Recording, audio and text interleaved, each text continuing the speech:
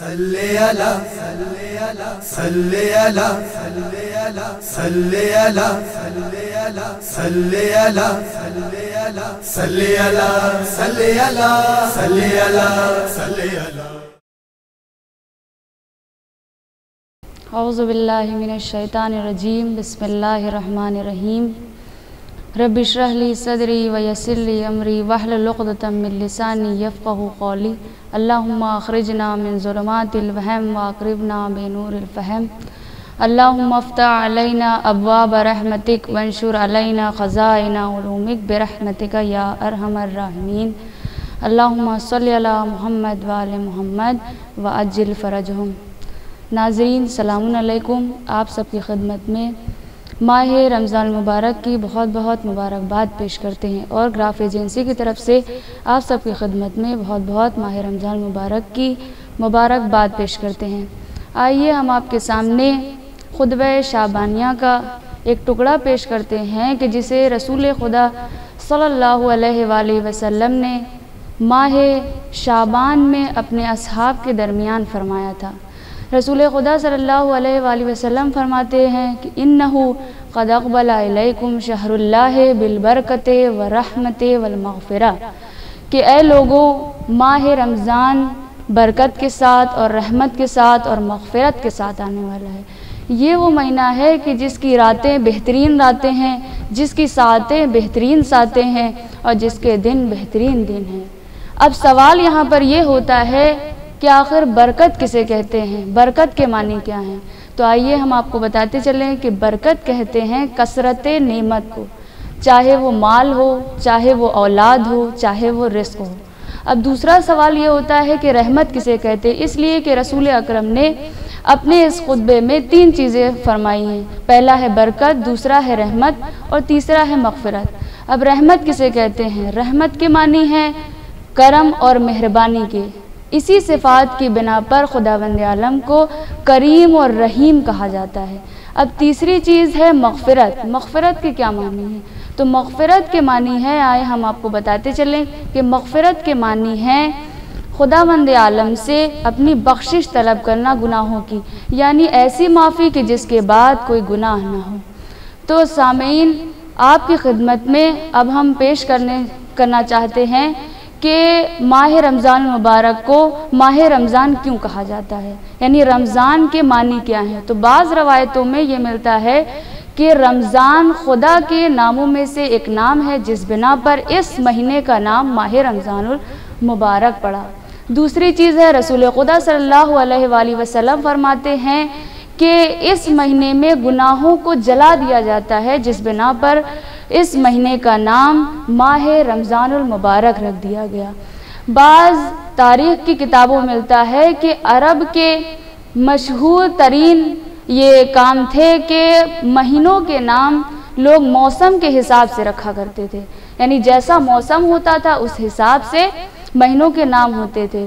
تو چونکہ ماہ رمضان المبارک ہمیشہ گرمی کی شدت میں پڑا کرتا تھا جس بنا پر اس مہینے کا نام ماہ رمضان المبارک رکھ دیا گیا.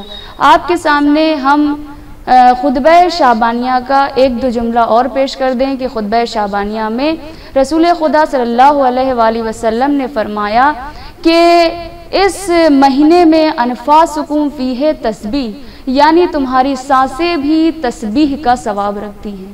دوسری چیز رسول خدا نے فرمایا کہ وَأَعْمَالُكُمْ فِيهِ مقبول، اور تمہارے اعمال جو کچھ بھی اعمال بجا لاؤ گے ماہ رمضان مبارک میں اس کو قبول کیا جائے گا. تیسری چیز رسول خدا صلی اللہ علیہ وآلہ وسلم نے فرمایا کہ وَدُعَاؤُكُمْ فِيهِ مستجاب، تمہاری دعاؤں کو مستجاب کیا جائے گا اس مہینے میں. پھر رسول خدا فرماتے ہیں کہ تمہاری ایک ایک چیزیں خداوند عالم قبول فرمائے گا. اور رسول خدا آخری جملے میں فرماتے ہیں کہ وَنَوْمَكُمْ فِيهِ عبادہ، تمہارا سونا بھی اس مہینے میں عبادت کا ثواب رکھتا ہے.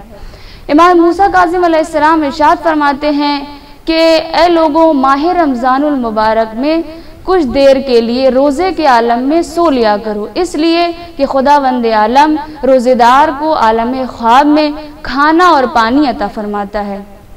تو ناظرین ہم آپ کے سامنے ماہ رمضان المبارک کے کچھ نام پیش کر دیں کہ ماہ رمضان المبارک کے نام ہے شہر اللہ یعنی اللہ کا مہینہ۔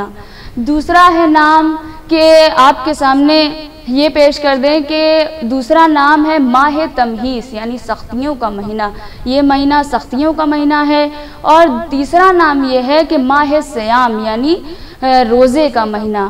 خداوند عالم کو امیر المومنین علیہ السلام ارشاد فرماتے ہیں کہ خداوند عالم کو 3 چیزیں بے حد پسند ہے۔ پہلی چیز جوانی میں عبادت کرنا، دوسری چیز ٹھنڈ میں وضو کرنا، اور تیسری چیز گرمیوں میں روزہ رکھنا۔